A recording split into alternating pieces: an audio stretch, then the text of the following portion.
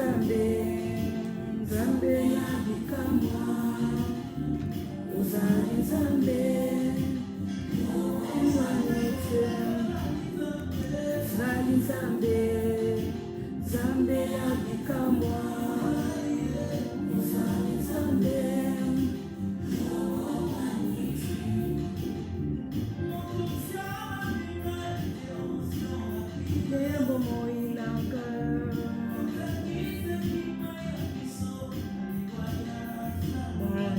Bonjour, bonsoir. Mbote na bino, bisika nyonso bozali, Nzambe alola apambola bino, apambola biso nyonso.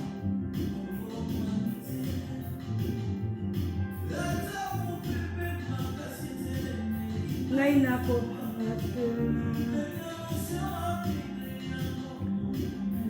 Seyo papa elonga soyo ngai natutelaka todo. Shalom, shalom peuple de Dieu. Yeshua Jinanga, merci beaucoup.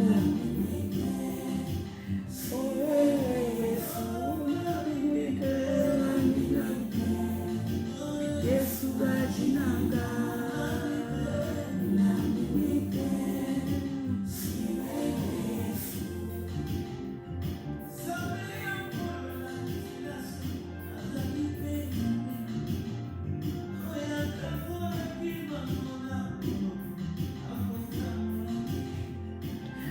Blaise Boata, ma sœur, Blaise Boata, mbote na yo kuna na Toronto.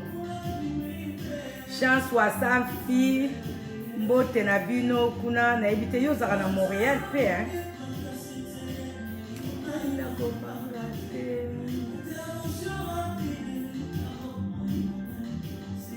Lelo to bandi na moi 5 minutes d'avance. Et ça occasion pour na biso to kumisa Nzambe pe na koki na nga ko saluer bandeko ndenge bozokota. Belle Misha Shalom, Rosalie Muchoko, Aneti Basele et Sakina Swaze, Malika Elikia mbote na bino, Jean-Marie Kwetson vraiment mbote na bino. Alléluia. Gisèle Wumba mbote na yo, Maria Ayana Lidito ya mbote na bino nyonso, Godlive mbote na yo, Bourgeois Kiala Shalom Victoria, Lili Masaki mbote na yo, Adolonianga Eve Anto mbote na bino nyonso, boza groupe. Ismaël Saoudien, bonsoir. Makila Elik à Bruxelles. Oh, merci. Depuis Bruxelles. Nous avons à Bruxelles. Grâce Jibi. Adolonianga mbote na yo. Kapa bebe Nezer de Konanga Matiti. Nous avons à Montréal.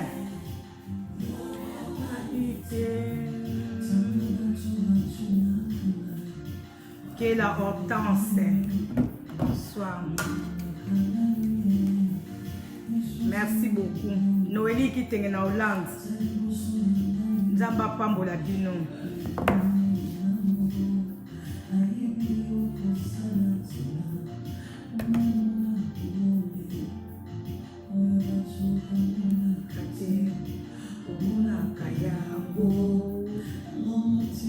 Yangande Komatiti na sepeli komona yo posséder Montréal au nom de Jésus-Christ.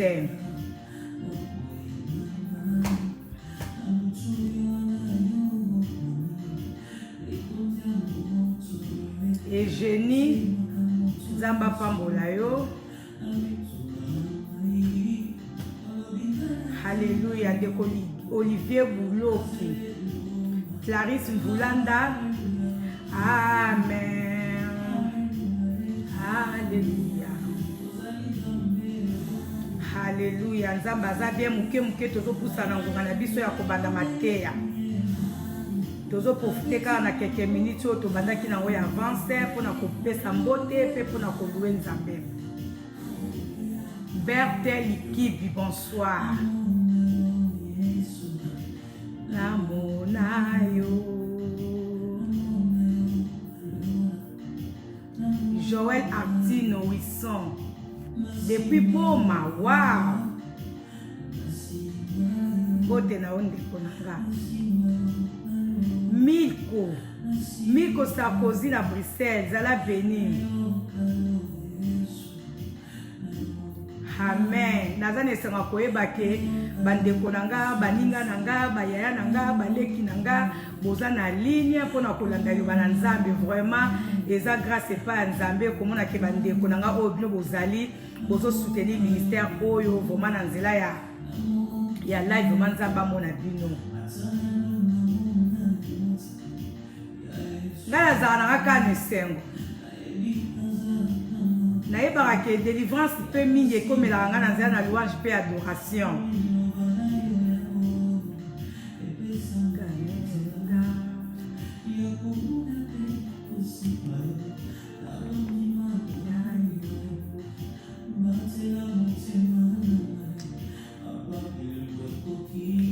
Batela motema nanga Seigneur. Paterne Aïdo, merci beaucoup. Bekam, Pambola Makuna na fille du Sud. Merci de quoi Dolonianga. Nzambe. Falon Masiala, Tozo Mbela Nzambe. Amen. Alléluia. Alléluia. Amen. Alléluia. Amen. Alléluia, amen.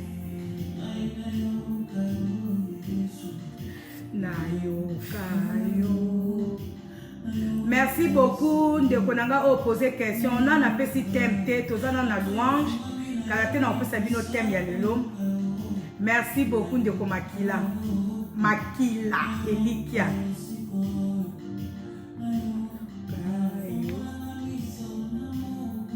Seigneur Dieu, fongolanga miso Seigneur. Je suis là chez Isson depuis Texas.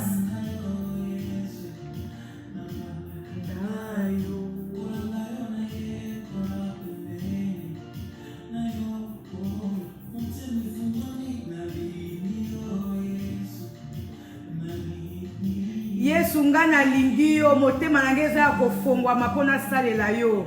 Merci Seigneur. Alléluia. Amen. Alléluia. Mokona mokolo Nzambe ozomemanga na perfection, mokona mokolo Nzambe ozomemanga na excellence na yo. Yango nazana esengo ya koyeba koza Nzambe nanga, yango nazana esengo ya koyeba ki ozali Nzambe oyo olobaka likampo kokisaka nyonso loba ozokokisa. Merci pour la bandeko oza kobikisa na nzela ya live. Oh, merci pour la bandeko oza ko témoigner monene na yo na nzela maloba ozo tshana monoko nanga. Vraiment Nzambe oza fidèle. Yango naza opambola yango nazana esengo ya koyeba ke ozali Nzambe okotika na Nzambe. Alléluia. Evan de Vina, bonsoir. Brandine Jolie, alléluia. Nzambe apambola biso nyonso. Basalinga sin er na biso et koki. Nzambe aza malamu. Sylvie Piandoi, Nzambe aza bien beau pambolama au nom puissant de notre Seigneur Jésus-Christ de Nazareth. Nzamba za bien, je pense que Tokiko Banda vraiment bande konazane sengo ya koyeba kibuza wana ndeka na ebisa kibino la fois passée na mekaki kozala moi déranger muke na grippe mais Nzamba saki grâce naza quand même makasi grippe ango pe et beti nango te mais moi ba sekel nango ka moi ba rima mike mais toza makasi bomoni changement ya temps deux fois tozo mo aneti mo malili moko omoni mo e bandi alors ezo perturber biso yango omoni ke ba organisme pe moko ezaka déranger mais sinon en général toza bien important nandimi ki bino pe bozali bien nzambe alola apambola biso soki bomoni peut-être voix na ngai ko dérailler moi muke bo comprendre que moi baseke la grippe a mike nde ezali mais naza bien importante nzambe alola apambola biso nyonso naza na esengo koyeba ke bozawana. La fois passée nous avions eu quelque chose il y a malamu pe ezaki vraiment très intéressant tout le monde qui s'engager au service de Dieu. Lelo nzambe nanzela ya grâce na ye apesi biso susu quelque chose d'important oyo tokolinga to lobela lelo. Lelo je pense que j'ai 3 points oyo na koki ko toucher pour na mokona lelo na bi que c'est important. Donc j'ai 3 points aujourd'hui oyo na kolobela. Premier point, je pense que Nakolobela d'abord, en tout cas, Naboni c'est qui 3 points. Premier point, Nakolobela, la seconde chance avec Dieu. Premier point. Donc, tout le monde a Nzambe a accordé à biso seconde chance.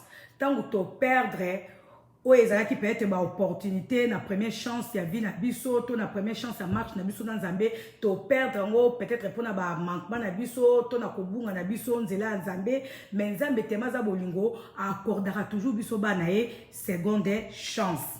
Tout le monde ngo na retoucher moi quelques points là-dessus et puis na komona lisusu disons na otai sabino lisusu que la foi est non seulement bouclier protecteur pour Nabiso, mais na kotali sabiso lisusu que la foi est alipé une arme pour Nabiso ba chrétien. Et puis na souka na ko souki ça na o ezali troisième et dernier point na biso na mokodalelo o ezali interpellation na gêne. Donc on a quoi interpeller bandeko pour la gêne. Je pense que dans la cas bandeko failli to kota gêne mais na mona ki na ki ko mona ngo après que ezali na bandeko mususu ba poser nga ba question pour na koyeba quand est-ce qu'il failli to banda gêne et tout na mona ki que non ezali important na ya ko lobela gêne ngo awa lelo mercredi natali c'est important sa gêne et plutôt décréter ensemble gêne wana biso nyonso lelo na butu na ebité bino oza déjà butu mais biso awa to ba ke minuit na biso bino kuna so monika ka minute na bino bandi do bandeko o bazali prêt ya ko s'associer na pona ko sala jeune wana donc to démarrer lelo ya ngo moni na bongisi 3 points na bongisi d'abord premier point ezali seconde chance o nzambe a accordé à biso. Deuxième point na ngi ko tesa bandeko ke foi ezali pe armes parmi les armes o nzambe abongisa pour na biso ba chrétien. Et puis troisième point ezali interpellation na gêne. Donc na ko interpeller bandeko pour na gêne na ko talisa biso importance ya gêne pe na ko talisa biso pourquoi esengé na biso to gêner et kozala kaka moi ba verset moko kaka mais na ko expliquer vraiment moi mingi pour biso nyonso to comprendre bien. Donc voilà, mais thème na biso le ezali la seconde chance avec Dieu. Vraiment, bon, tu l'as j'aime belé, ceux qui vont comprendre, oh nini tokolobela namo kolonale lonzamba lola apambola biso.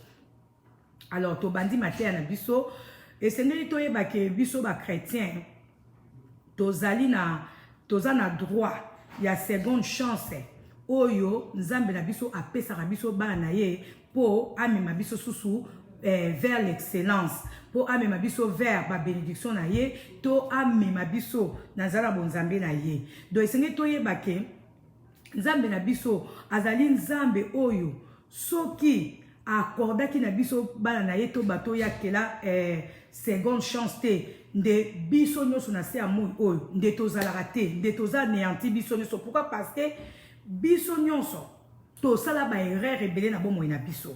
Petit na moya lelo ezana bana nzambe pe mingi bazo continuer ko sala ba grosse erreur bazo continuer ko sala ba grosse erreur na bomo ina bango bazo continuer ko tambola na ba sentiment na bango bazana ba impression comme si nzambe aza ko exister te to nzambe a exister te donc batumi bazana kati erreur lelo ba chrétien pe mingi lelo bazo mona ke pona bango ba perdre ba opportunité nyoso pona ba masumu moko boye basalaki to pona ba manquement moko basalaki to pona koloba non na appel ya nzambe ndenge la fois passée to monaki ndenge nini to koki ko répondre parui na engagement ya nzambe. Siko eza pe na bandeko mususu oyo bazwa appel à nzambe mais baloba non. Siko bakoma kokuta na makambo na vie na bango to bakomi na ba sentiment moko boye comme si ba perdre nyonso. Bakomi na ba sentiment ya mépris, bakomi na bakomi tumbisama, bakomi koloba tant mususu likambo yo parce que pona boya ka ko sela nzambe, tant mususu likambo yo pona tambola ka boye, tant mususu likambo yo pona saka lisumu boye, tant mususu likambo yo. Mais lelo nzambe nanza molimo santu na ye atima loba na monoko nanga pona talisa biso bandeko ke ata toza na sentiment même si nous avons un sentiment d'avoir tout perdu mais c'est que toyeba ke wana eza ba sentiment na biso bato, wana eza maye na biso bato, wana eza ba pensée na biso bato, mais pas ya nzambe. Nzambe aza ko accorder biso toujours seconde chance pour rétablir biso, pour donc à réconforter biso, pour affermir biso sous davantage. Nzambe azopesa biso une seconde chance. To mona na kat na Bible eza na mutu moko pe ye azaki na sentiment d'avoir tout perdu. Nanzala ba masumu o ya salaki na kobunga na ye akanisaki ke abungisaki nyonso. Mais tant azongelaki nzambe, nzamba rétablisaki ye. Bible si biso kaka to mona ngo quelque part na bongisa ipe verset wana. Bible bi na biso revenons à Dieu et il reviendra à nous. Donc c'est que to yeba ke soki nzambe amoni ke biso bana na ye to bungaki et que tokendaki musika na ye na nzela masumu to na nzela ya koloba non appel na ye to na nzela ba mantement na biso to na nzela ya ba masumu na biso o nyuso ko sana sa mukili o ezinga to ba kenzambe na biso aseplarane na liwa basumu kite aseplarane pe na liwa ya bato mabete. Nzambe apesaka toujours chance, apesaka toujours occasion na bana na ye po bazongela ye po ye a revenir pe na bango pe a rétablir bango lisusu to monango. Alors yango nazo talisa lelo ke et ce n'est pas que biso bana nzambe toza na droit ya seconde chance. Nzambe tant que papa na biso apesaka biso toujours seconde chance. Papa moko te akolinga mwana ye abunga libela, papa moko ta kolinga mwana ye akufa, papa moko ta kolinga mwana ye vraiment azala perdu tina na niveau moko ba.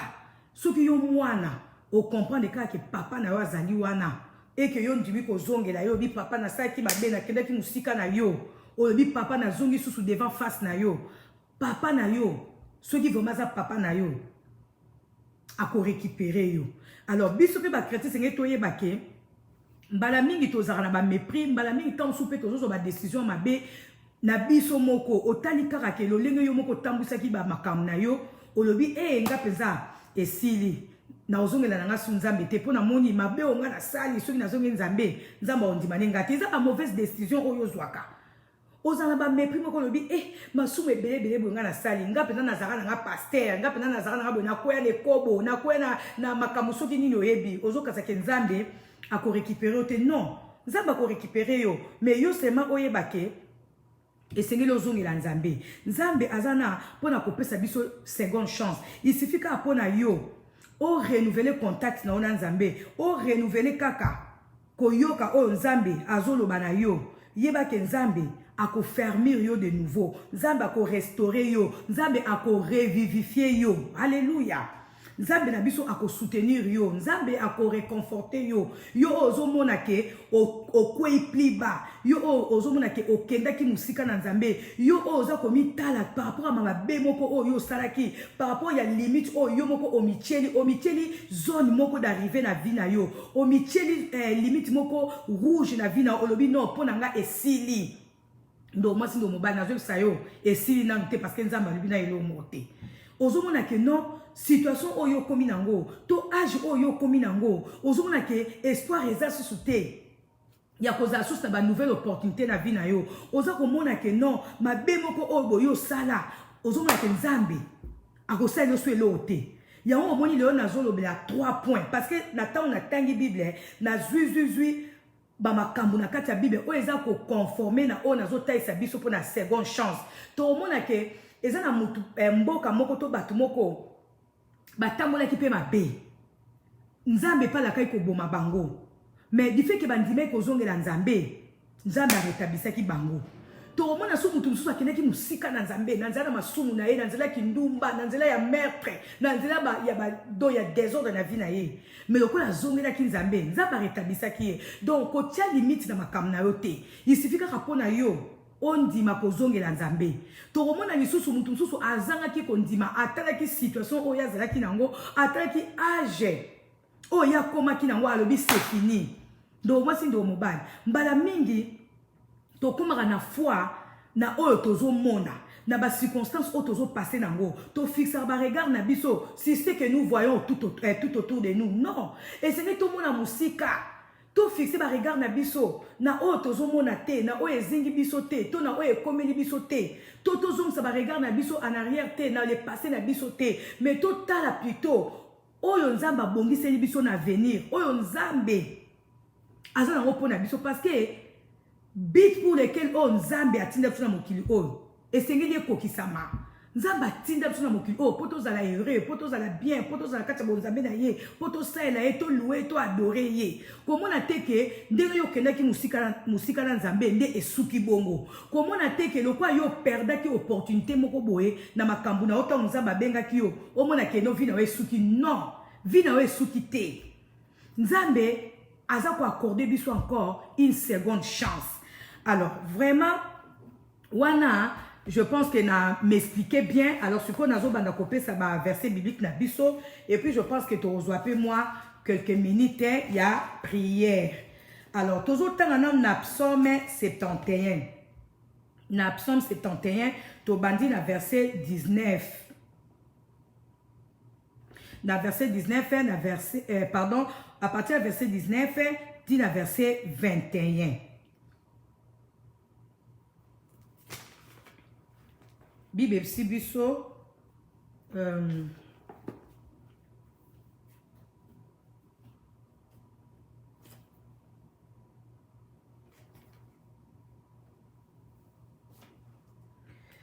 bisanga na longa net pour attendre bien na Psaume 71 verset 19 et Bible si biso car ta justice ô Dieu est infinie car tu as fait des choses merveilleuses. Qui donc, ô Dieu, serait semblable à toi, qui nous a fait passer par des détresses et de malheurs sans nombre. Tu nous feras revivre et du fond des abîmes, tu me retireras. Tu me rendras de nouveau mon honneur et de nouveau, tu me consoleras. Alléluia. Tomoni a biso na bani déjà maté na na koti na ba point oyo na bisaki bino ki sengelaki tomona lelo. Tozomona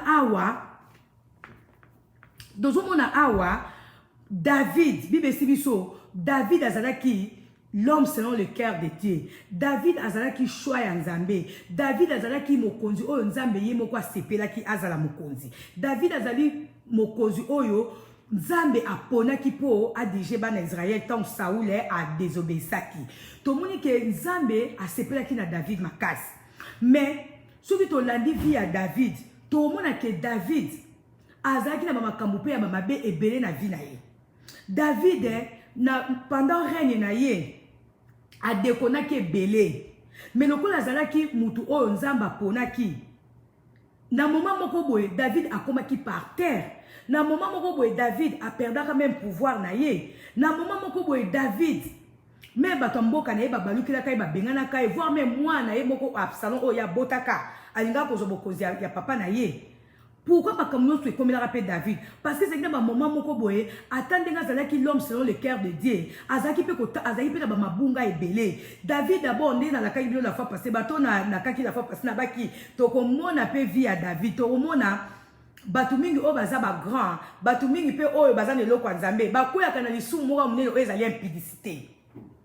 David azalaki na lisumu moko e banda okanga vi na ye. David azalaki na vi ya basi ebele. David eloko bande kokosa ye kaka basi. Donc nazo tanga ngo nazo zo ba verset na kosala ngo mateya na oyela bino. Donc David azalaki kokwisa ma mingi na ekobo. David azalaki kokwisa ma. Ba esi biso awa David akendaki pe musika na Nzambe, na nzela na mensonge, na nzela na adultère, na nzela ya ba meurtre. Akomaki par terre. Quelque part, honneur na épée comme qui bafoué. Quelque part, honneur na épée zaki sous-souté.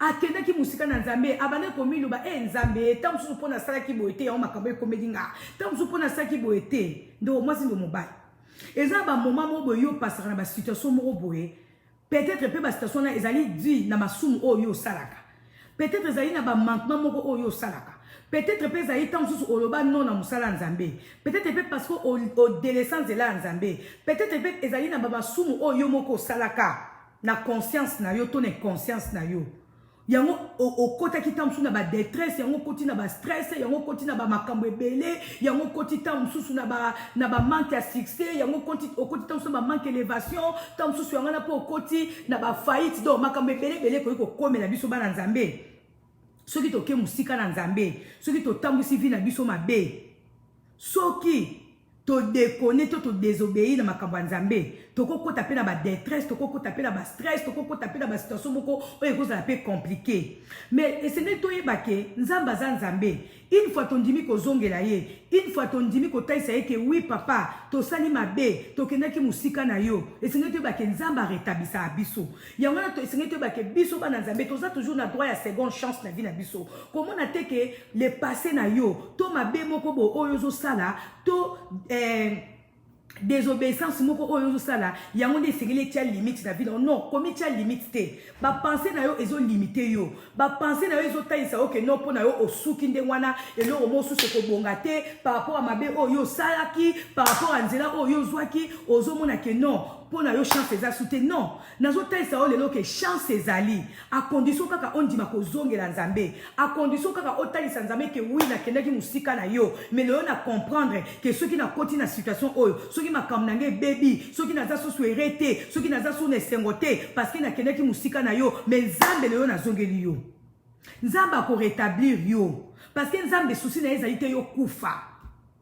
Les buts pour lesquels on a bâti nos mokili, ils allaient qu'à tout kufa. Oui, pour kufa, ils allaient dire là bâti nyonso. Mais ça va vous permettre de les sous na yo et même on a liwa. Ça va vous permettre toujours seconde chance pour récupérer autant que moi na yé. Alléluia. Awa David, n'est au temps na psaume 71 awa na verset 19. Alobi, car ta justice, ô Dieu, est infinie, car tu as fait des choses merveilleuses. Tu nous as fait passer par des détresses et des malheurs sans nombre. Donc, David a compris que justice en Nzambe est infinie. A compris que Bamasu Mususu Oye Moko Salaki. Yango Nzamba Lekisaki na ba détresse moko sans nombre. Na ba malheur moko sans nombre. Yango Ekoloba Lobi Seigneur, tu nous feras revivre. Donc, David a compris que malgré ba stress oya leki nango malgré ba détresse oya leki nango azongeli nzambe pona justice na esala alobi Seigneur tu nous feras revivre donc moi si donc ba isongole ba ke nzambe ako faire revivre yo nzambe ako ranimer yo nzambe ako revivifier nde na ba na ibandeli nzambe ako soutenir yo nzambe ako restaurer yo na sisa ba synonyme nyonso nzambe ako revivifier yo, nzambe ako soulager yo, nzambe ako calmer ba stress na yo, nzambe ako tranquilliser yo. Na pesi yo ba synonyme nyonso. Pona otaisa oke soki yo zongeli nzambe, nzambe ako yamba yo, nzambe ako soutenir yo, nzambe ako réconforter yo. Alléluia. Na français msusu balobaka synonyme ngo susu nzambe ako revigorer yo. Voilà. Alléluia. Kaka soki yo ndimi kozongela nzambe ko komi tikala te komi fixe te na nzela ya ba mabe oyo sala to na ba oyo perdre na nzela masumu na yo mais lelo nzambe azobisa oke azawana soki yo zongeli ye nzambe ako réconforter yo ndo mwasi ndo mobali donc essayez de comprendre que David ayebaki pe na kokwea na ba détresse ebele pourquoi parce que atamwisamaki na adultère et c'est ngi toyeba ndo mwasi ndo mobali na ngai na souligner le moko oui tout péché est pardonnable c'est vrai tozo vivre na temps ya grâce c'est vrai mais c'est ngi toyeba les sumu nyonso tosalaka ata soki nzamba limbisi biso totiraka ba conséquences nango ndo mwasi ndo mobali bomona ate hein. Et si vous voulez que tant yo kwei na ekobo, tant yo kwei na masumu moboy, o sengi nzamba ko limisa o me o mona kaka ba makambo ki banda ko marcher te, il faut kaka ozongela nzambe mobimba, po nzambe a rétablir yo. David azaki l'homme selon le cœur de Dieu. Mais le cas c'est quoi na dictateur, le cas c'est quoi na ba meurtre, le cas c'est quoi na ba impudicité. Yanga kutana ki pe na ba détresse ebelé, yanga kutana ki pe na ba malheur ebelé. Bo konzinaye eninganaki. Eninganaki, mais le quoi c'est qui Nzambe, Nzamba récupéra qui est. Biso pe sengo toye ba ke tozaba na Nzambe, oui, tout péché est pardonnable. Mais tant on karama na lisumu moko boy. Ndo moi si on kuta pe na mikakata ebelé. Si on comprend que sengo lozonge na Nzambe, Nzamba limbisa yo. Ezo ko lozui malaria. So ozui malaria o melakisi. Mais tant on met la kiss, on a senti ni, on senti ba nausée, on sentir ba zoto bien té. Et ça va conséquence à malaria. Ma soumu pende moko nzamba olimbisa biso oui, tu as pardonné, mais tu as senti quand même ba détresse, tu as senti quand même moi ba mikata no moko. Mais il faut to zongi ni nzamba ko rétablir biso. Ba tu ba comment ko prophète, on vient attendre de la grâce, oui. On vient attendre de la grâce. Oui. Nzamba olimbisa yo, mais c'est que to yeba. Ba conséquence ma soumu ezala wana so to zongi ni nzambe te. Alléluia. Alors, David a compris que à quoi y a ba détresse, à quoi y a ba nombreux malheurs, pour attendre ça il m'a bien, yangwa y a qui na justice nzambe, abin nzambe, mutu moko kaza lokola yo, personne n'est comparable à toi, abin nzambe, du fond des abîmes, tu me retireras. Donc David a compris que à kota qui na katia babim. Donc moi c'est ndo mubani.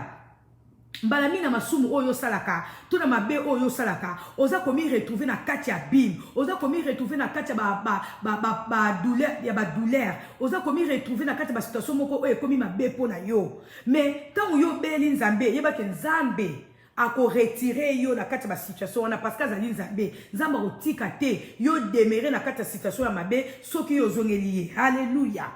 Yanga komoni David tant a comprenait ki makambwana nde aye ko déclarer ko ba Seigneur Abinzambe, tu nous feras revivre et du fond des abîmes tu me retireras, tu me rendras de nouveau mon honneur.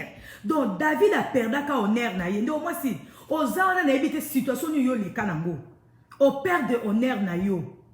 Peut-être na buzoba oyo moko salaki, peut-être na comportement oyo moko affichaki. To na iloko moko mabe oyo saki na vie na yo, au père de honneur na yo. Mais nzamba zo so yo na monoko nanga, soki yo zongeli ye, ako rendre yo honneur na yo oyo perdaki.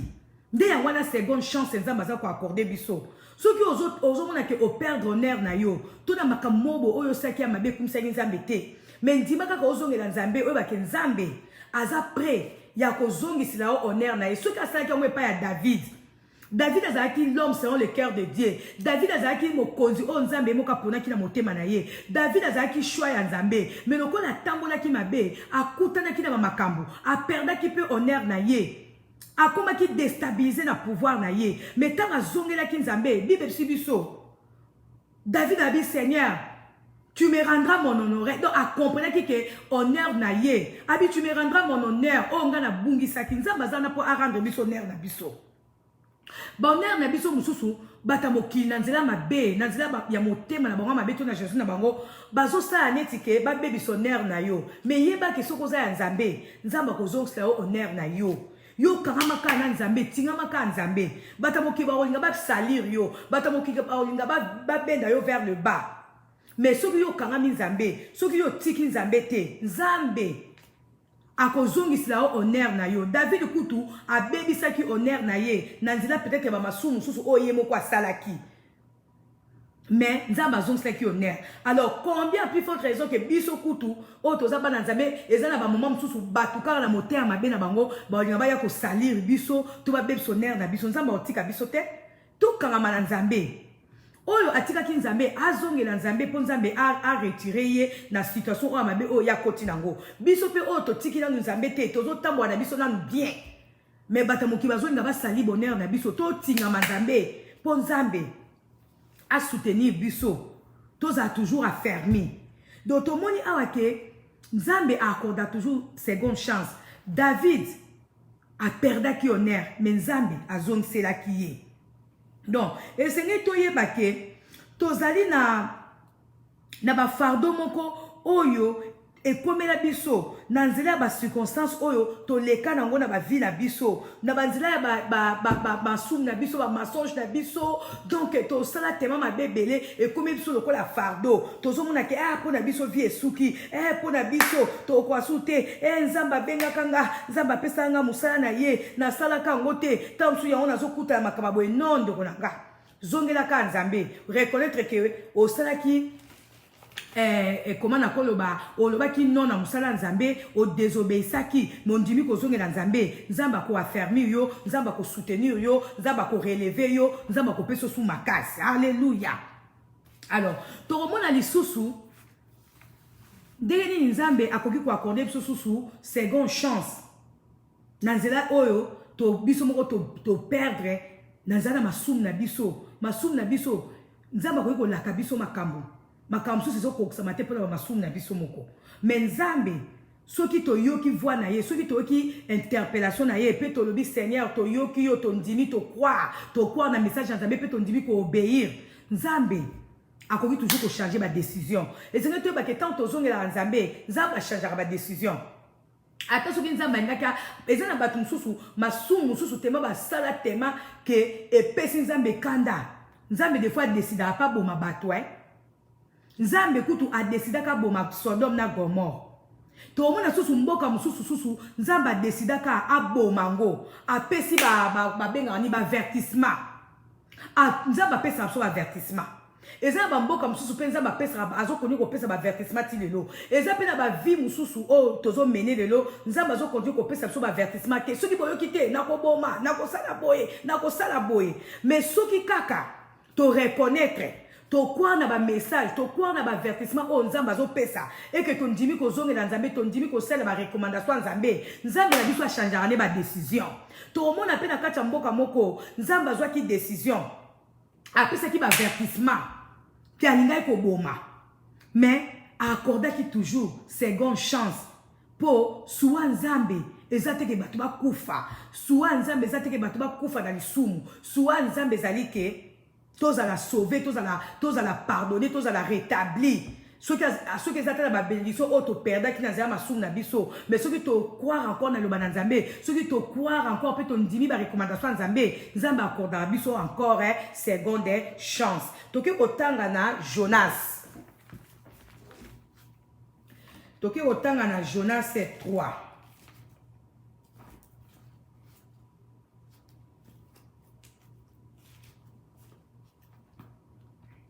tokotanga na Jonas 3 naza na 2 Bible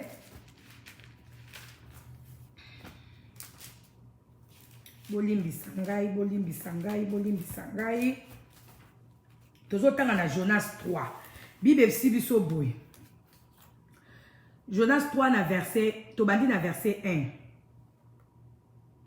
L'Éternel adressa la parole une seconde fois à Jonas en ces termes. Mets-toi en route, va à Ninive, la grande ville, et proclame là-bas les messages que je te communique. Jonas s'est mis en route et se rendit à Ninive comme l'Éternel le lui avait demandé. Or, Ninive était une ville extrêmement grande. Il fallait 3 jours de marche pour en faire le tour. Jonas entra dans la ville et commença par y marcher toute une journée toute une journée à proclamant. Dans 40 jours, une catastrophe viendra sur Ninive. Les habitants de Ninive crient en Dieu, ils publièrent un jeûne et quelques filles leurs conditions sociales, ils revêtirent des habits de toile de sac. Le roi de Ninive, informé de la chose, se leva de son trône, enleva son manteau royal, se couvrit d'un habit de toile de sac et s'assit sur de la cendre. Puis il fit proclamer ses décrets dans Ninive.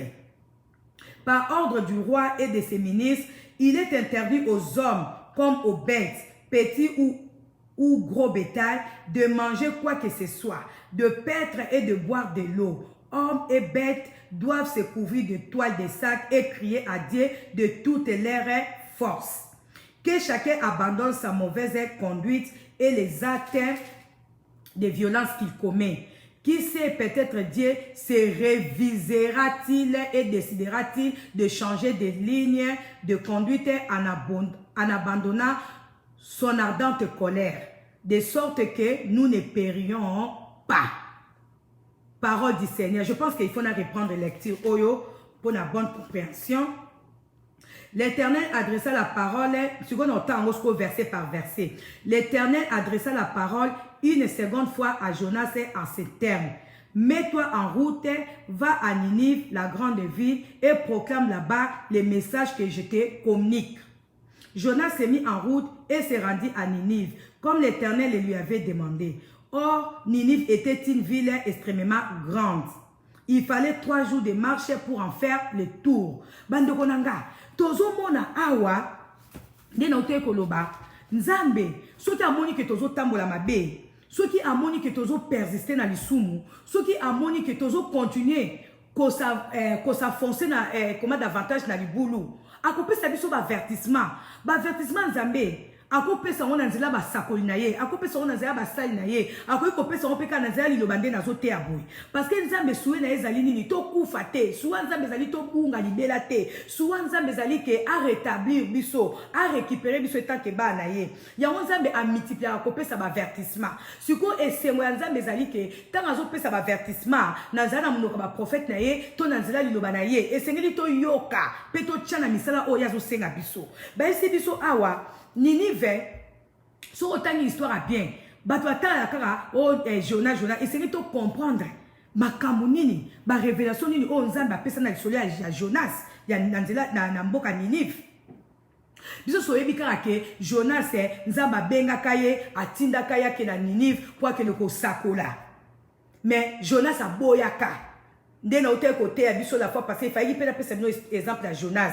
Tant nzamba bengi biso to s'engager na musala na ye to na ba raison to zaka na besquise. Jonas pe nzamba benga kaye atinda kaye na Ninive parce que Ninive ezaka une grande ville. Bible ici biso Ninive était ville extrêmement grande.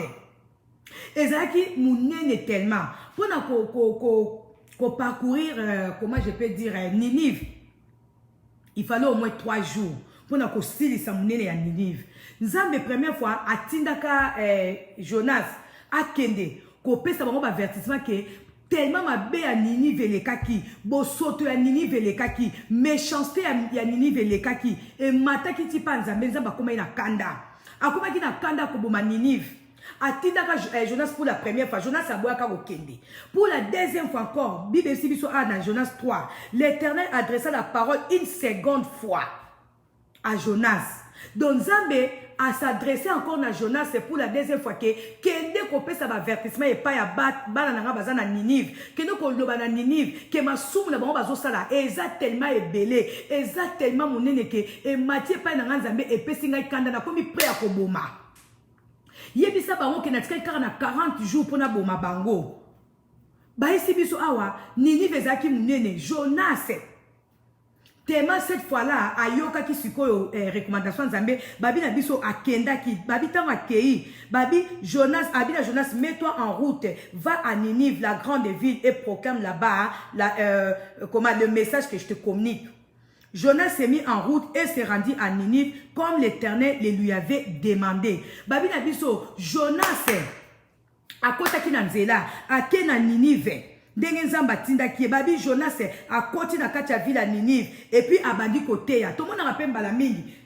Miso Jonas azaki nango ezaki ya kotambola akoti na mboka azopesa maloba nde to mona rappel lelo ezala ba serviteur de Dieu mususu nzambe apambola bango kaka na miso ya Jonas tant na tangi on a bien donc ba serviteur mingi oto mona radla musu na ba bis tant musu na banzela bazo ganga bo bongola motema bo changer nzamba akosala boye ezali ministère oyo pe nzamba pesa na Jonas asala ngo babi Jonas akota na kati ya mboka wana abandi ko proclamer abandi ko pesa ba avertissement alobi bobongo la mitema nzamba lobi etikali 40 jours soki bobongwani te akoboma mboka oyo vraiment Jonas abandi ko ganga abandi ko yango ndeko mwasi no mbali so ibomoni batu mususu bazo tambwa na kati ya babisi bazo tambo na kati ba veni baza ko sakola bazo bela ndeko mwasi bongwana ndeko mwasi ndeko bokeba bochola bango te ezali ministère mobimba ezali appel mobimba Jonas azwa ki appel wana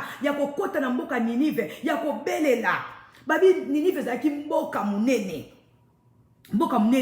tema ke ezaki munene ezaki pe na bosoto ebele ezaki na méchanceté ebele ezaki na masumu ebele ko banda na mukonzi na bango mboka tina peuple bazaki ko stambola mabe siko nzambe kande mataki nzambe ele komona ko comprendre nzambe azaka bien nzambe apesa biso toujours des seconde chance parce que na ndenge ya nzambe soki nzambe azalaki na posa aboma Ninive alingaki atinda Jonas ten première fois Jonas aboyaki mais deuxième fois nzambe atindi sous Jonas c'est que nzambe na bonzambe na ye azalaki na posa ke Ninive kufa te azalaki na posa ke peuple ya Ninive kufa te azalaki na posa ke peuple ya Ninive ezala sauvé yango wana bande ko continuer kotinda Jonas masumu elekaki tema mingi bosoto ya ndenge na ndenge ezali na kati ya Ninive mais nzambe abona ikake Jonas nde fakasa musalana Jonas akei na kati ya mboka wana balobi premier jour leur akoti abandi ko belela balobi dans 40 jours il y aura une catastrophe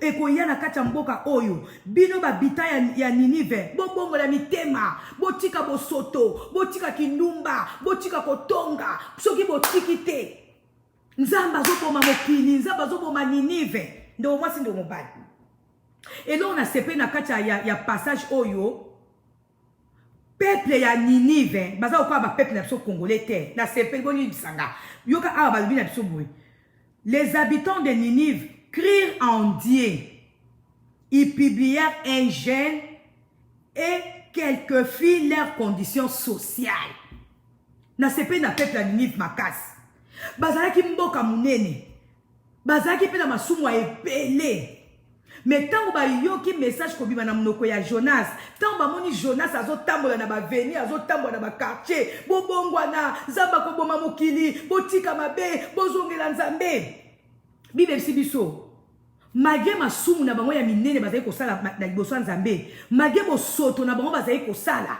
balobi bango nyonso ko banda na mukonzi ya mboka tina peuple ase mutu aminiraki azate mutu ripostaki azate mutu afingaki Jonas azate mutu kritikaki Jonas azate balobi awa les habitants de Ninive crirent en Dieu ils publièrent un jeûne mais biso lelo ba congolais combien de fois tozochola basali ya nzambe combien de fois tozochola message ya nzambe combien de fois tocholaka bato oyo bazwaka temps na bango bazotambola na baveni mpo bayebisa biso bobongola motema Yesu alingi koya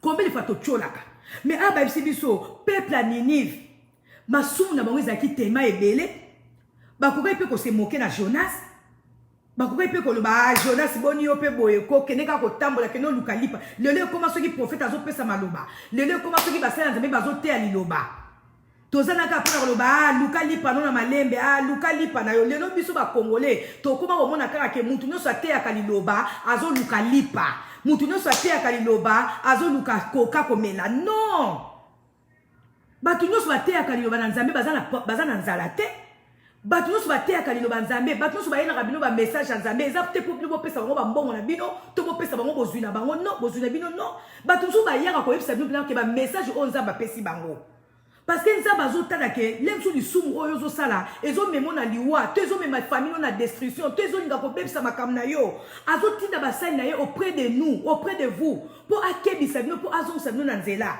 mais combien de fois torejetaka basali ya nzambe combien de fois torejetaka baprofete ya nzambe combien de fois toboyaka liloba na nzambe azali mosala kosala akomi na mpiaka yango wana akomi koyela biso bamaloba ya nzambe non Jonas ce totali histoire ya Jonas azalaka ne commerçant akotaka na bato abanali kokende koteka soki bambisi na ye soki babilo ne banao kende koteka tour liboso likola Jonas tango nzambe atindi ake na Ninive aboyaka apréférera akende osala commerce na ye parce que azalaka ne commerçant likola Jonas ba commerçant bato balinga badinda na kati ya mai pourquoi parce que Jonas abane komilobela maloba nini oyo nzambe azopesanga mboka munene lokola Ninive ebela bakonzi baza kuna ebela batambongo baza kuna ebela ba star baza kuna ebela batandela nde baza ngai nakende koyebisa bango ke batika masumu si bakoboma ngati Jonas a préféré qu'à continuer na ye pour que nous ça la commerce na ye Mais nzambe le quoi zaki na souci à peuple il va bi Jonas kaka yo. Jonas azaka pauvreté, Jonas azaka commerçant et là on a comprendre maté ya oyo parce que azaki na kati ya bateau, abane ko kende ko teka biloko yena bateau oyo je sais pas o bazara na kati ya masuwa wana. Nicolas Jonas masuwa il a ko dinda. Ba commerçant ba comment ko perdre biloko na on sait qu'azaka commerçant azaka pauvreté. Le biso ba na nzambe, le biso ba congolais. To kuma ko boya ba message en nzambe so ko monika na prophète aye liboso na yo, to mosala nzambe aye liboso na yo. Et comme oh non, azo luka mbongo na ye, azo luka mbongo na yaza na piaka, akende ko te akuna, o azo luka kaka de commence no mobile. À travers histoire à Jonas, ne ko comprendre que nzambe alobelaka bandeko mingi, alobelaka biso mingi mais tozana ka pona ko dénigrer basali nzambe, azo luka mbongo. Jonas andako luka mbongo te, Jonas kutu ayoka ka somo ya nzambe tango aboyeki ko kende ko pesa message na Ninive akende ko se retrouver na munoko ya mbisi akutana kana obstacle likolo na ye bato enye ko dinga na ko comprendre que ceux to moni mbala mingi basali ya nzambe mingi bazo ko pesa bino ba message bozaka bato ko boya te bozaka bato ko rejeter te boyoka ka ba message pe bo croire ka dali bana nzambe parce que bato wana o nzamba pesa un message basala kaka o nzamba tindi bango parce que ceux qui basali yango te soki makambulele makambe komi na vie ya bato wana nzamba kotuna bango pe soki bango basali message wana te to ba transmettre message wana te bakutana na ba problème tout autour na bango bako influencer mabe moko neti ngande na hotel bino boy. Alléluia. Combien de fois bato baloba te ngako to eza na seka bato mingi oh mwasa we azotea azoluka mbongo mobile na ya zimbo na musique ekokite ayesu ko luka mbongo na église ndo mwasi eza pona luka mbongo te. Pour ceux qui pona luka mbongo naza commerçante nayebi ko teka papa nanga formanga na commerce nayebi ko luka mbongo ceux qui pona luka mbongo na commerce mais combien de bato baloba ke moi ça wera musique mobile na yeso pesa mbongo te boyebi te muto azana liloba nzambe muto azana musala nzambe muto azana miswa nzambe stanga zo sala te akokuta na ba problème. Jonas azaki na miswa nzambe likolo na ye bato batengai ko dinda neti nga pe na comprendre que soki na sali musala nzambe te soki na sali ministère o nzamba pesinga te na komema ba problème na kati ya libota na nga yango na teyaka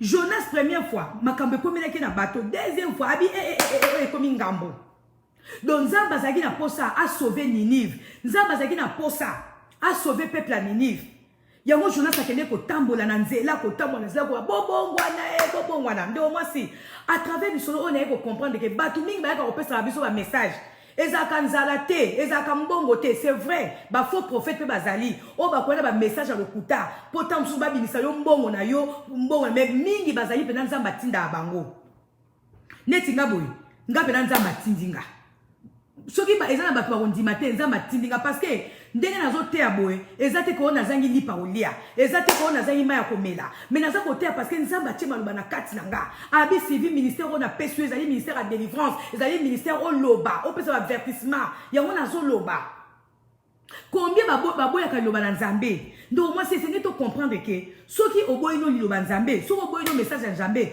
ko finga no prophète abatuté parce que prophète wana aye vers yo aye vers bino na maloba nzambe parce que nzamba tindi ye soko ko quoi soko ko quoi te koloba na oba bete na sepe na peuple à Ninive bazaki tellement méchant bazaki tellement mabe mboke zaki munene mais nulle part na kati na passage oyo na moni sika balobi ko peuple à Ninive ba bengana ki Jonas ba chola ki Jonas to ba beta ki ba mabanga non balobi kutu awake les habitants de Ninive crire ba croire mais biso to nga ko croire te. Combien de fois nous avons poussé sur l'avertissement?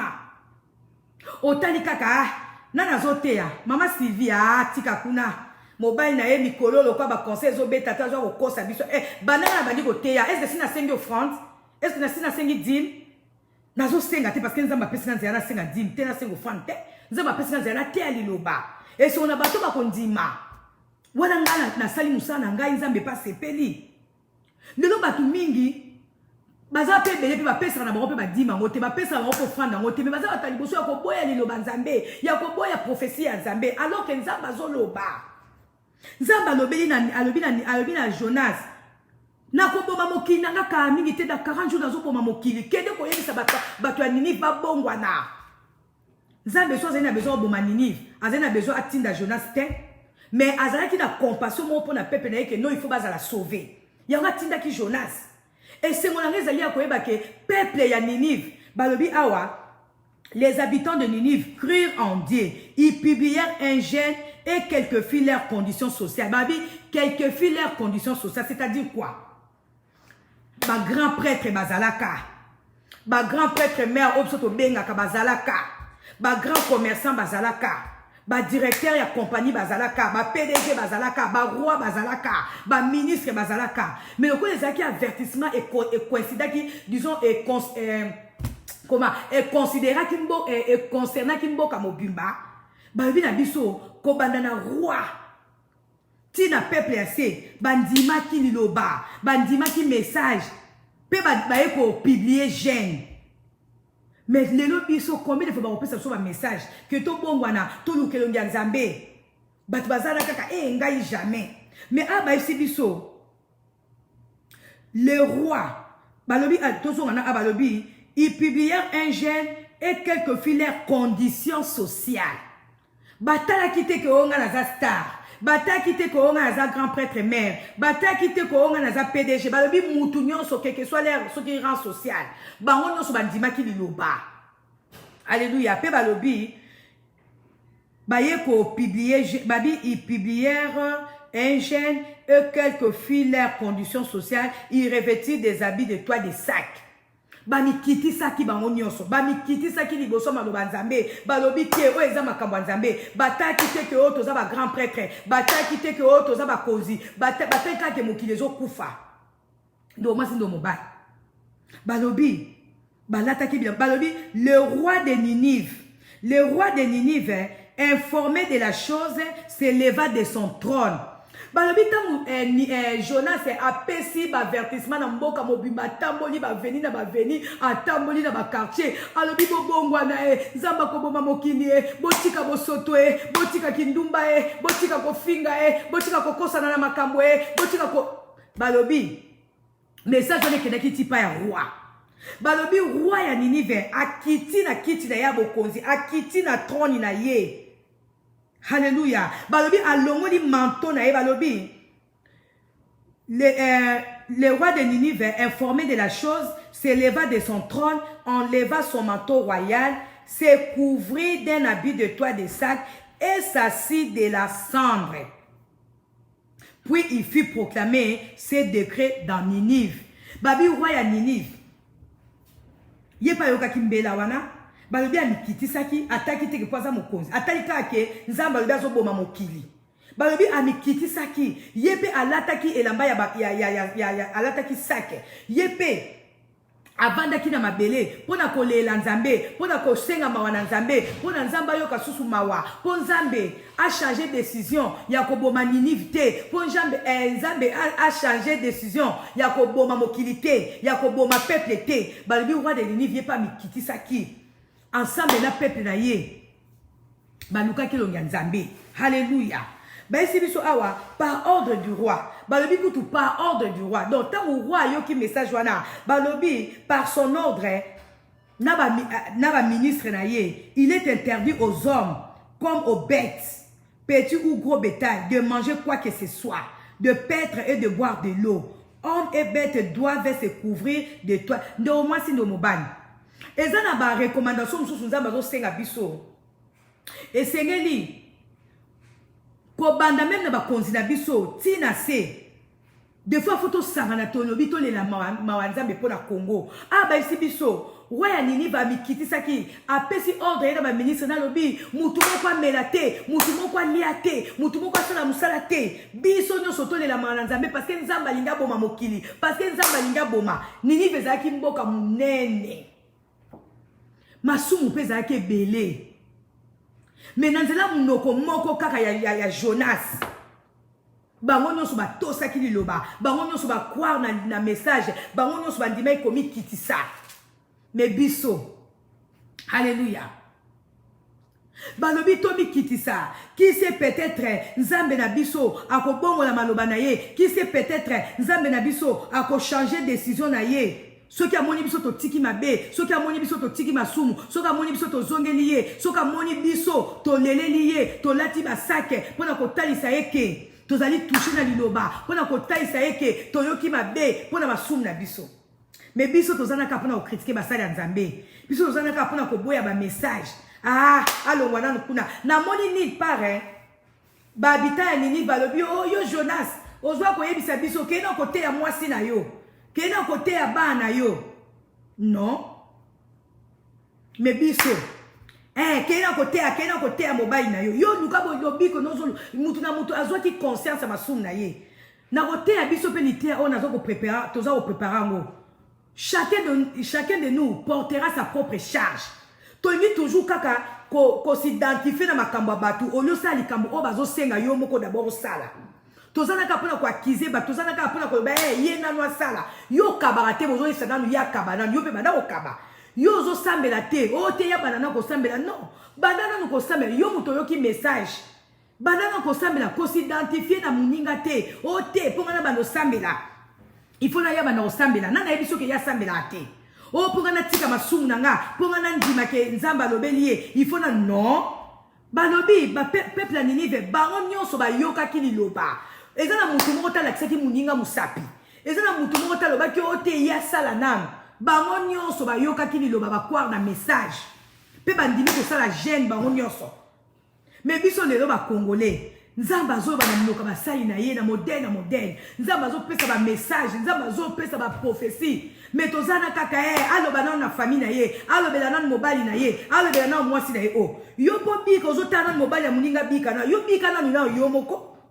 Soki mobile na nga bika te etali mais ezate yo loba o te ponga na changer na faut mobile na changer non. Qui vous dit que mobile na nga aza sataniste? Qui vous dit que muto azote ya bino maloba? Azote ya bino maloba, famille na ye baza ya Nzambe te, famille ba yoka Nzambe te non. Peuple Ninive awa balobi bango nyonso ba croire na liloba. Balobi to mikitisa ya solo Nzamba ngabo mamokili. Peto soko totali histoire ya Ninive be o mona ke lokola bandima ki komi kitisa lokola mutu na mutu andima ki a abandonné nzela na ya mabe mutu na mutu andima ki recommandation oyo Nzamba cheki na mnoka Jonas ba mikitisa ki pe Nzambe a changer ki décision na ye Nzamba boma ki susu Ninive te Nzamba boma ki susu peuple ya Ninive te bando mo sindo mobile Nzamba accorda ki encore une seconde chance na peuple à Ninive. Pourquoi? Parce que ba croya ki na liloba.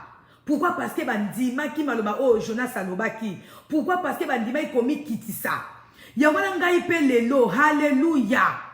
Ya ngai pe lelo naza ko recommander awa. Soki na pesi matea oh ezali pourquoi? Parce que debi ke na sima matea oh na ko interpeller bandeko. Oya ko kwa, oya ko ndima. Ko s'associer na nga to kota jeune to banda lelo.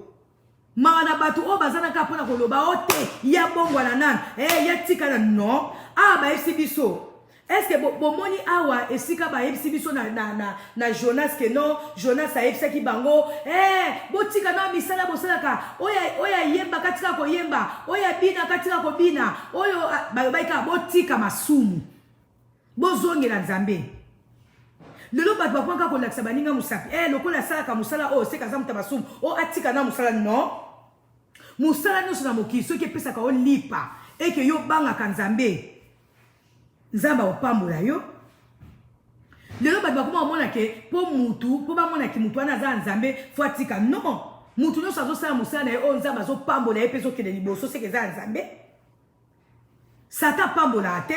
Mais soki mutu azosala musala na ye eza béni Nzamba aza koagréer yango na nzela musala na ye Nzamba azopambola libota na ye eza ya Nzambe. Ce n'est pas à toi de dire à cette personne là oh non tika na musala oh ça non. Tozana ka pona kolakisa batu misapi, tozana ka pona ko juger batu, tozana ka pona koloba bango ba bandana non. Qui vous dit que bango ba banda kité? Jonas a gagné kopesa message. To moni ni par esika peuple à Ninive balobi yo Jonas yo zwa ko yebisa biso yo moko na nubanda jeune non balobi bango nyonso ensemble ba croire na liloba yango lela biso ba congolais to considérer que Ninive ya lelo ezali Congo na biso Toto sa masumu yolenge na lolenge. Toto sa masumu ndenge na ndenge. Nzamba zolo bela biso na nzela liloba na ye. Nzamba zolo bela biso. Hallelujah. Na nzela ya bato ebele. Mais le Congolais azana kaka aume na jugement. Ndo na yo kasi tango zo juger bato. Ndo zo sala eloko. Au contraire que tozo komi kitsa davantage. Yo moko na lubanda ko croire na liloba. Yo moko na lubanda ko respecter liloba. Yo moko na banda ko banda musala. Toza ka pona olaksa musapi. Ya banda nanu ya tika nanu. Tant que yo ozo juger mutu selon ma pensée na yo, ozo juger mutu selon o yo zo kanisa. Mais o yebite ke mutu ana za na nzambe, mutu ana luka nzambe, banana ko luka nzambe. Nzamba za ko loba na yo, ko banana nka ko critiquer te. Batnos bazo tel yo bapona nzala te. Alléluia. Batnos bazo ko tel yo bapote ko bazangi non. Na kati mboka na biso na Congo, nebi basali ya nzambe, baza ba patron, nebi ba PDG oyo. So okena ndako na bango bazo tanga yo banzambe na bango na bana bango. Nebi basa ba kozebele. Bazana bazo gêner na bana libota mobimba bazo luke ya nzambe. Mais na cité ba bazana kaka abuka nzambe, abongwana atika masumu. Qui vous dit que ba famille wana o biso tozana kaka chaque na munoko na biso, ba luka nzambe ke basambela nzambe te. Tozana ka kopesa beskise bango boye non. Peuple à Ninive ayoka ki d'abord liloba, ayoka ki avertissement. Na moni nil par na Bible, peuple à Ninive alakisa ki muninga musapi ote bango ba bandanan bango ba tika nanu boye non. Balobi mutu na mutu quel que soit rang social na ye, mutu na mutu akwaya ki na liloba. Alléluia. Mutu na mutu akwaya ki na liloba o nzamba pesa ki ye. Mais biso lelo ba Congolais, tozana kaka tolingi komi pesa ba exemple na ba vie ya batu, tolingi kaka pesa batu ba leçon. Mutu na mutu sengela mais ma propre charge na ye. Soki za na mutu. Yo peut-être ozomona ke alili nzambe te toi sala nzambe te ya yoni na kati. Yo luka d'abord lobiko na yo moko. Luka lobiko ya libota na yo. Ce n'est pas à toi ya luka lobiko ya mutu mususu o alopesa mutu ote bango ba banda peuple ya Ninive. Babi mutu na rana ye. Parce que mutu na mutu asaki masumu na ndenge na ye. Na peuple ya Ninive. Eza na batu mutu na mutu. Famille na famille esalaki masumu na ngo mabe na ngo. Nyonso nzamba mona ki yango. Ndo masi ndo mobali. Nde tozabo na sia mokili oyo. Esenge to yebake nzambe ayebi famille moko moko. Nzamba ayebi libota moko moko. Nzamba ayebi lolenge mutu moko moko azotambola. Ce n'est pas à nous de rappeler à Dieu, oui, ce n'est pas à nous d'informer nzambe ke ono nzambe muto ya bongwana nanu. Yo nana biso ke muto na bongwana te. Lukana lobiko ya yo. Merci de konangande ozolo ba les salier personnel. Lelo bato bazolo kaso ba sali na bango te ba komo lukela baninga ba sali. Biso nyonso ensemble tozo yo kalilo ba nzambe. Biso nyonso na nzambe na ensemble tozo ka ba avertissement nzambe. Siko tangu biso so tozo yo ka esengeli mutu na mutu asala part na ye. Yo ni ko sala part na oto zo linga ka muninga sala part na ye non. To lukelo ya nzambe nzamba lobi. Peut-être que nzambe akoboma mokili te to mona ke mokili existe sous te non. Tout le monde a dit que au Congo disparaître. Non. Congo est à Congo. Mais ma soum na yonanga. Mutu na mutu ako futa na ndenge na eso lingo tika ma soum na ote. Famille na famille eko zwa sora mabe o yazo sala. So bi yolika ko continue ko finga batu, continue ko finga batu. So lingino ka ko tonga batu, continue ka ko tonga batu. So lingino ka ko continue ko laksa batu misapi, continue na yo, les saliers individuels. Mais pour influencer baninga te baboya koyoka lo banzambe Ninive mutu moko tala kisaki muninga musapi mutu na mutu ayoka ki message selon comportement na ye, selon vie na ye, selon famille na ye, selon etamboli na ye na nzambe mutu na mutu ayoka ki pe akwaki na message biso pe lelo to kwaka na message ke nzamba lobi to revenir epai na ye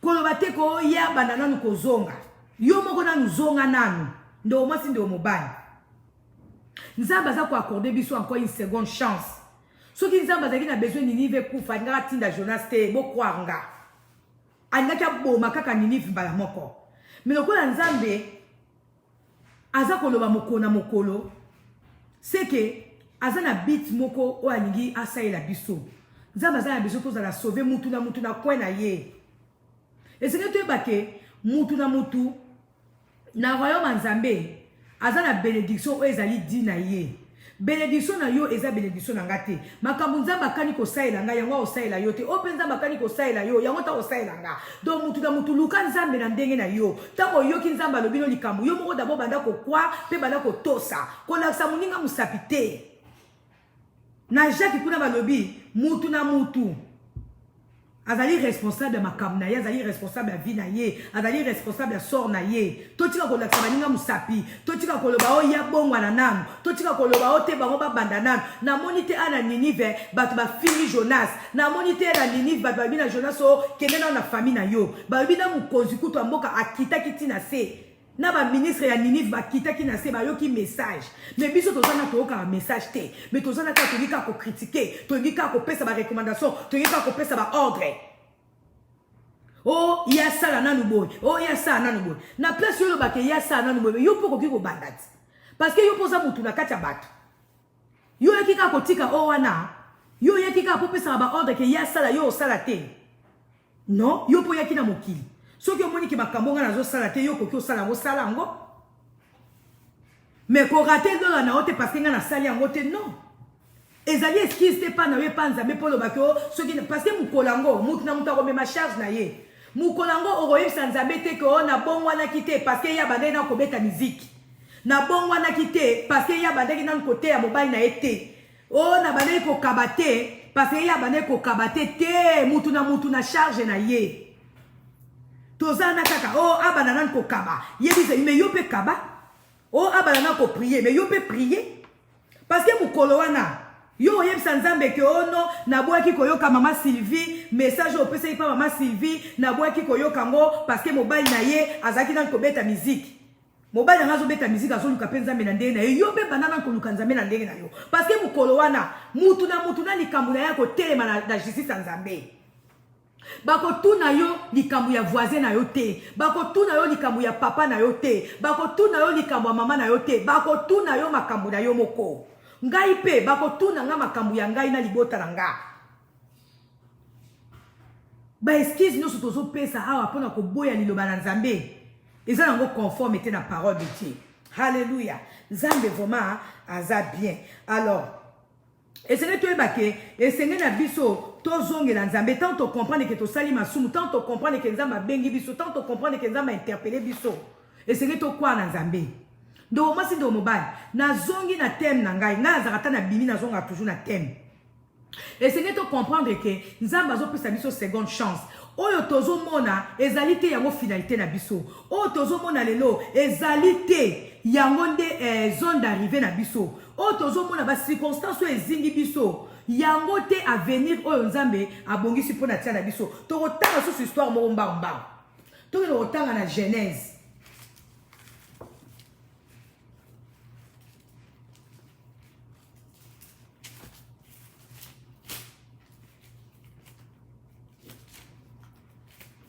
totangi na Genèse 15 na Genèse 15 verset 1 Bible si biso awa. Après ces événements, l'Éternel s'adressa à Abraham dans une vision. Ne crains rien. Ne crains rien, Abraham, lui dit l'Éternel. Je suis ton protecteur. Ta récompense sera très grande. Abraham répondit, l'Éternel dit, qui me donnerait-il? Je n'ai pas d'enfant. Et c'est Eliezer de Damas qui héritera tous mes biens. Tu ne m'as pas donné de descendance, poursuivit-il. Et c'est un serviteur attaché à mon service qui sera mon héritier. Alors l'Éternel lui parla en ces termes. Non, cet homme-là ne sera pas ton héritier. C'est celui qui naîtra de toi qui héritera de toi. Contemple le ciel et compte les étoiles. Si tu en es capable. Et il ajouta, tes descendants seront aussi nombreux qu'elle.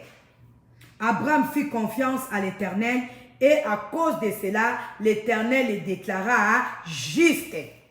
Alléluia. Ndo mwasi, ndo mobani. Histoire au pays eza bien makasi. Et sengeli toza na foi, et sengeli to croire na seconde chance, et sengeli to croire que nzambe na biso aza nzambe nde na ute koyeba na introduction na nga ba circonstance oyo ozoleka nango yango te epousse yo omitia limite na vie na yo oyo ozomona yango te finalité ya vie na yo yango te zone d'arrivée na yo yango te ekosala ke oloba no mpo na ngai vie esuki non na histoire ya Abraham awa tomoni Abraham azalaki na 90 ans azala obota te sikoyo nzambe ayekosa ba événement elekaki ebele po toza na mateya ya ba événement oyo elekaki liboso wana te mais tozomona kaka eloko nini nzambe agatalisa biso par rapport ya ba limite oyo toza komi créer tout autour na biso. Abraham azaki mutu oyo azaki kobota te azaki pe na mbongo ebele Abraham azaki pe na mbongo Abraham azaki na mbongo ebele mais loko azaki na foi nzambe ayokaki pe bakamuzamba alobelaki ye yango moni ke Abraham akomaki susu na mbongo ebele mais Abraham azalaka pauvre te azalaka déjà na mbongo ebele azalaka na bozwi parce que azalaka na banyama ebele. Alors je crois que biso nzambe après ba événement oyo elekaki kuna na chapitre 14 soki bolingi boye bango boke kotanga biso to gagner temps nzambe aye ko s'adresser na Abraham alobi ne crains rien Abraham je suis ton protecteur ta récompense sera très grande. Éternel Dieu, que me donnerais-tu? Je n'ai pas d'enfant. Pour Abraham, vie na ye sukaki. Abraham azaki na 90 ans. Et puis, azaki ne peut déjà na bozuebe. Pour Abraham, on déjà que pour na ye 90 ans déjà. Azaki susu na temps mususu te oyo, to bénédiction mususu te oyo, et c'est qui na ye encore ko espérer ko joie. Et pas nzambe. Amonaki que 90 ans pour na ye, akomaki déjà assez vieux. Et puis amonaki déjà que asa joie ki bozui. Amonaki déjà que na âge ya zalaki nango, akoki pe suko to mwana te. Pour Abraham, vie na ye esuka ki bongo. Pour na ye donc azaki sou ne loko moko ko espérer te. Mais nzamba ye ko s'adresser na Abraham, alobi Abraham ko bangelo te. Naza sous na bénédiction liboso na yo, naza sous na makambo na kopesa parce que Abraham, loko azaki na mbongo ebele, abota kite. Pour na ye abane ko espérer kaka ke Eliezer, soki Eliezer wana Eliezer soki de Damas a espéra ki ka kende ko na eto cousin na ye mutu ako hérité bozu o ya zaki na parce que amonaki ke na 90 ans o ya kokisaki akozwa susu mwana te po na ye vie sukaki po na ye eloko monso malonga ko espérer la vie.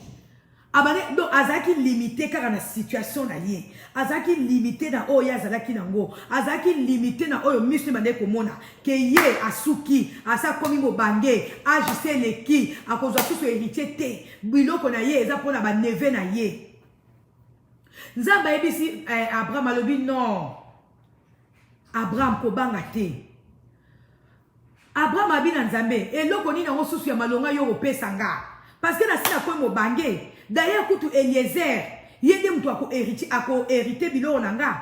Nzamba lobi na Abraham. Kobanga te. En tout cas, na lingi histoire.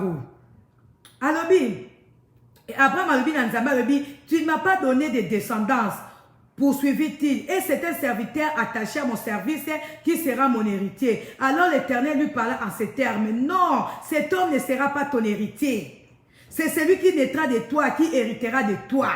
Puis Dieu le fit sortir de sa tente et lui dit, contemple le ciel et compte les étoiles. Ndo moi si ndo mobile. Nazo ke na suka matia nanga. Nzamba ebisi Abraham, bima libanda, tala likolo, tala ba étoile. Compte yango. Abraham a quoi pour compter ba étoile wana te? Donc, pour vous dire que oh yozo mona wana yango te suka ya vie na yo ozo kasa ke vie na yo suki ozo kasa ke AGC leki ozo susu na droit ya ko vivre deuxième seconde chance en zambete ozo komona ko ozo susu okoki suko za la bénité ozo mona ke âge na yo se koki ozo mona ke makambo se komelio pona vie na yo suki non Abraham amona ki ke pona ese suka ki nonata ezaki déjà belé alobaki ya nga na ozasu na héritier te mutako hérité bilo nanga ezali mwana ya cousin nanga so mwana ya cousin nanga nzamba abi na Abraham bima libanda tala étoile compter étoile wana tala likolo Abraham amona ki étoile ebela ko ko compter ngo te nzamba alobi voilà omoni nombre d'étoiles wana yango nde ko za la descendance na yo ba bénédiction o nga nzambe na pesi yo ekozala nombreuse ke ba étoile oyo moni donc moi c'est no ba situation na yo ya wana déterminé fin na yo te. Ne regarde pas ce que tu vois, je sais pas, ne regarde pas ce que tu vis aujourd'hui, ne regarde pas tes circonstances, ne regarde pas, je sais pas, la situation où yo zo le kanao lelo. Nzamba zo sa lelo. Ouvre la porte de ta maison, regarde au ciel. Ba étoile wana zo mona wana, ya ngone kozala ba bénédiction na yo. Kokasate ke vina we suki wana, Abraham pas kasate ke vina ye suki, Abraham pas kasate ke robota susute, Abraham kasate déjà que neve na yemta ko hériter bozuna. Yenza babi na non Abraham, ne regarde pas ta situation, ne regarde pas ton âge. Je suis là avec toi, je te bénirai encore. Donc moi c'est de mobile. Tant que ça que la situation où elle est tout autour na yo, ya wana est déterminé vina yo. Mais c'est ngeli au croire dans Nzambe, et c'est ngeli au croire que Nzambe a encore na ba merveilleuses choses na vina yo ya kosala. Et c'est ngeli au croire que Nzambe a encore na ba surprise. Nzambe a dit à Abraham, Abi regarde au ciel et compte les étoiles. Abraham a quoi compter les étoiles parce que zaki nombreuses. Donc moi c'est no mobile. Yo croire car na Nzambe, Bible si biso, Abraham a croire ki na liloba Nzambe. Abraham à croire qui sous la situation. Peut-être tu crois à la situation où vivre dans laquelle tu vis. Ozo croire dans la circonstance dans lesquelles oyo za na katia ya mokona lelo obi a vie na yesuki. Ozo ta na mabe oyo salaki, ozo ta na ba dépasser na yo. Obi vie na yesuki, obi ngai vo mesili nango, esi nango nzambe akoyoki langa suma wate, nzambe akopambola nga susu tendo masi no mobile. Nzambe zo so ondenga lobaki na Abraham. Tala na likolo, comptez ba nombre d'étoiles. Abraham a voulu compter parce que ça qui est belé. Donc moi si ba événement ni oyo passa na ona vie na yo. Ozo mona ke pona yo esuki nzamba za suino ka osala te na vie na yo. Croire. Nzamba za encore na seconde chance à kopesa yo. Abraham mona ke pona ye. Aja ko bota se silaki. Aja ko zo héritier se silaki. Mais nzamba bi na etala na likolo compter d'étoiles. Ba bi Abraham a ça qui discussion te. Alors ba kite ke nzambe nzambe tika kokosanga ko nzambe yango moni batu so opambola te yango moni batu so osala promesse te moni kanga mo bange. Mais Abraham andimaki d'abord message à nzambe akwayaki pe abimaki libanda to si o nzambe ba kina akino compter l'étoile pe a compter ki l'étoile wana akoka ko sisa ko tanga l'étoile te yango ande déterminé nde onanga. Ne regarde pas ta situation,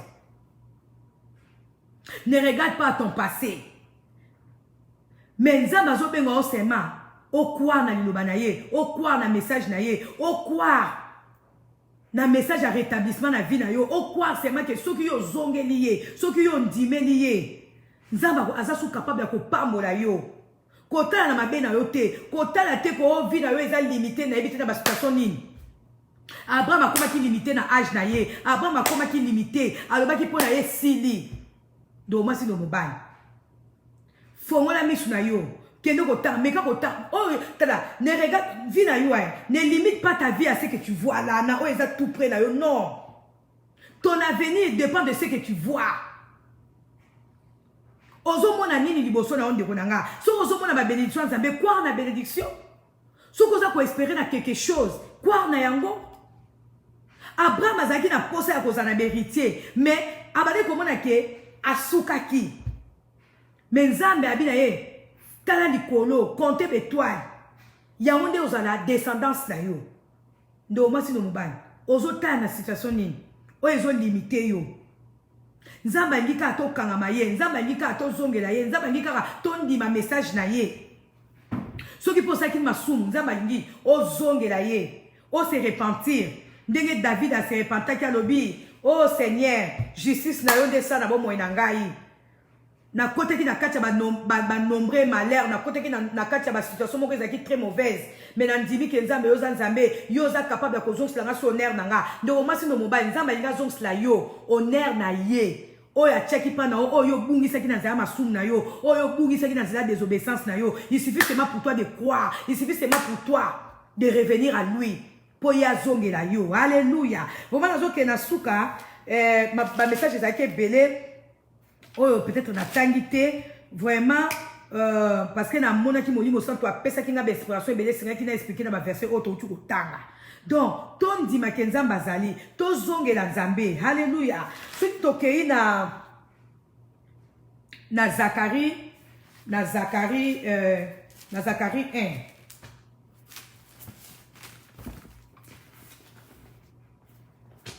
Na Zacharie kuna pe Bible biso soki tozongeli Nzambe ako zongela biso soki na moni yango te bonote kaka Zacharie 1. Soki na moni yango Dieu merci. Na Zacharie 1 verset 3 Bible na biso dit à ses peuples, voici ce que déclare le Seigneur des armées célestes. Revenez à moi, dit le Seigneur des armées célestes, et je reviendrai à vous, a dit le Seigneur des armées célestes. Alléluia.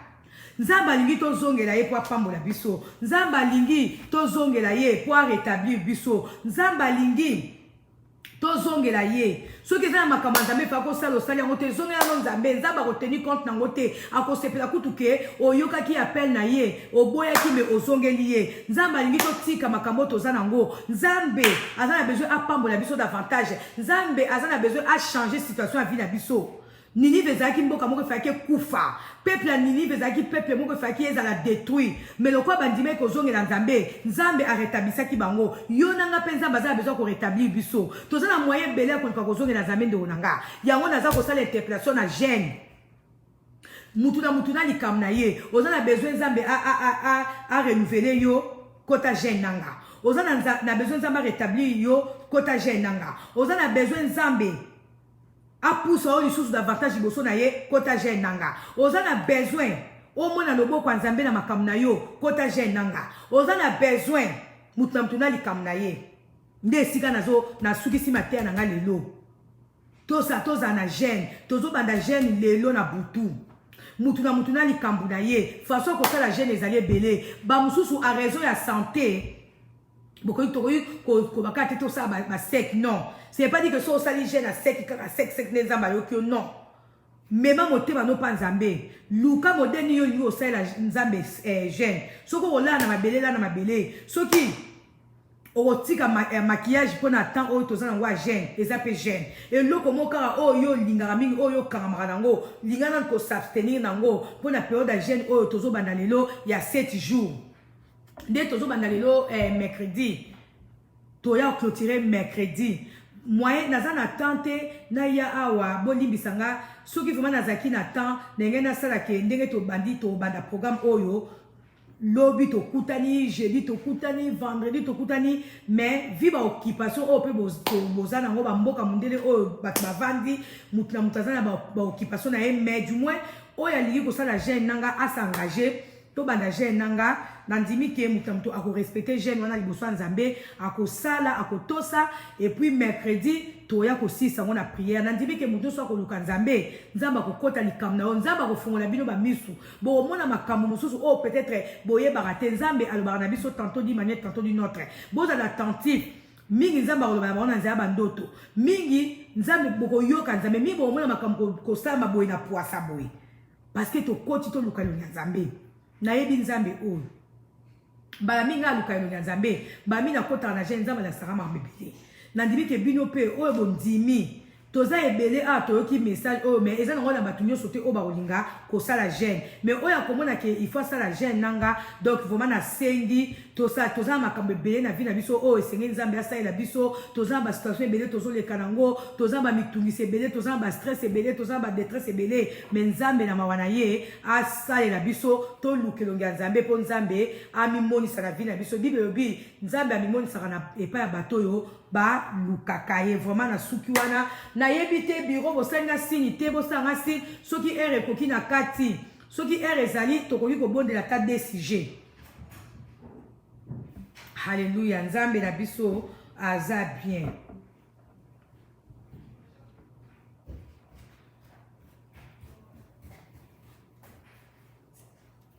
D'habitude soki ere koki to na opé se revoir donc moi to ça la prière ezate bible singa boli bisanga tema na meseko baka bible yoro ebisinga ke ere koki moi to pesa ta des sujets de prière to sambela OK biro le bito ko sambela ta mukie to ko sambela ta mukie to ko sambela ta mukie poto sukisa vraiment Nzambe alola azana biso to moni awa ndenge nini Abraham il a se limité à oya monaki alors que Nzambe a monaki liboso Abraham descendance ebele de commence ndo mobile na lingi vraiment o mitika ya maboko ya Nzambe olo ba Nzambe na yoki yoko lobelanga na nzela munoko mama Sylvie na lingi Seigneur na mona loboko nona makambo na ngai nalingi na mona yoko saela nga nazaki peut-être limité na ba pensée na ngai est limité ki ngai ba raisonnement na ngai etalisa ki nga ke vie na ngai suki ba pensée na ngai etalisa ki nga ke Nzambe nazaki suna droit ya kopamba mate mais le na comprendre na oyo saela ki Abraham amona ki ke par rapport à âge avancé na ye akokai suko za na mwana te mais Nzambe yo mona ki ke Abraham esengaki abota pe otalisa ki Abraham ba bénédiction na ye o ezaki vraiment très nombreuse na zana bétoile ngai pe le na comprendre que naza encore na seconde chance et pas na yo na ndimi ko kangama yo na ndimi ko tingama yo Nzambe mimonisa na bomo na nga na kombo na esto bondeli Nzambe alléluia Père éternel. Merci Seigneur. Mbala mingi nazoza la limité na ba pensée nanga, mbala mingi nazoza la limité na o nazo mona tout autour nanga na ba circonstances nazo le kanango na makamunyo so ezo le kanavi nanga nazo mona ke Nzambe, peut-être vi nanga esuki, peut-être que na opa ma susute, mais le on a comprendre que Seigneur osa encore na projet qui to repo nanga. Dengo sela ki Abraham, dengo poni ko sela nga Père éternel. Age nanga e ko empêcher yo ko sela nanga te, makambu nanga to situation nanga e ko empêcher nga te na mona loboko na yo. Abraham tina age 90 a mona ki loboko na bomo ina ye papa ngai pe na sengi na mona loboko na makambo nga na kombo na Yesu Masia okepe ko bondela Nzambe otali ndenge David akwesamaki na ekobo David akwesamaki na maître David akwesamaki na makambo ebele ya mabe oyo ekoteki na ba détresse ebele mais tango reconnaissaki ke Nzambe azali Nzambe akokaki ko rétablir ye azongelaki Nzambe pe Nzambe ayokelaki ye mawa yo pe loba Seigneur nazo tambisa bomo inanga mabe nazo tambisa bomo inanga na makambo oyo ezo sepesa yo te na comprendre lelo ke makambo mingi nazo sala na vie nanga yango ezo kotsanga na ba stress yango ezo kotsanga na ba détresse yango ezo kotsanga na ba situation moko oyo ezali vraiment normal te mais lelo na comprendre que lokola yo oyokaki mawa pona David o rétablisaki David ozali pe capable ya ko rétablir nga ndeko saki na David ko sala pe nga naza mwana yo nazongeli yo Père éternel na yebi ke Nzambe yo zawana pona ko soutenir nga de nouveau ozana pona ko rétablir nga ozana pona ko tenisa ngai ozana pona ko pambola nga encore papa na ye ko mitika na maboko na yo ndenge David ayaki ko mitika na maboko na yo pe Nzambe yo réconfortaki ye pe ozongiselaki ye oyo ezalaki honneur na ye papa salelanga bikamwa na yo ndenge osalelaki David na kombo na Yesu alléluia. Alors pona kosukisa toke kotanga na psaume 118 na psaume 118 verset 5 Bible elobi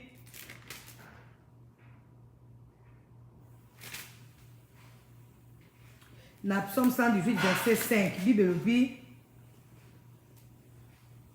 du fond de ma détresse j'ai fait appel à l'Éternel et il m'a répondu en me rendant la liberté. Ndeko mwasi ndo mobali yo ozo komimona ke oza na kati ya détresse sala appel na Nzambe Nzambe ko répondre yo Nzambe ko kangola yo na likambo na yo ya mwana biso na bino tozo banda jeune oyo to comprendre que toza na kati ya détresse to ko bela Nzambe pe Nzambe ako répondre biso alléluia. Père éternel papa na sali musala oyo pesa kinga na mokona lelo na tiki bandeko nyonso o bayoki parole ona maboko ya Nzambe na ndimi ke bango bakwali lo bana yo ndenge yo cheki maloba na monoko ya Jonas akotaki na kati ya Ninive zaki mboka moko munene Ninive zaki na bato ndenge na ndenge mais Bible biso bayokaki liloba na yo bakwayaki nango pe bandima iko mitika na maboko na yo bandima iko mikisa na sema kona yo po yo o rétablir bango pe yo pardonner bango papa na eko tika ndeko nyonso oyo ayokaki mateya oyo sere mon Dieu mon roi na ndimi ke mutu moko akwa na message oyo pe azui décision ya ko poussa na liboso na yo ya ko lukelongi na yo papa na tiki déjà programme oyo toza na ya jeune oyo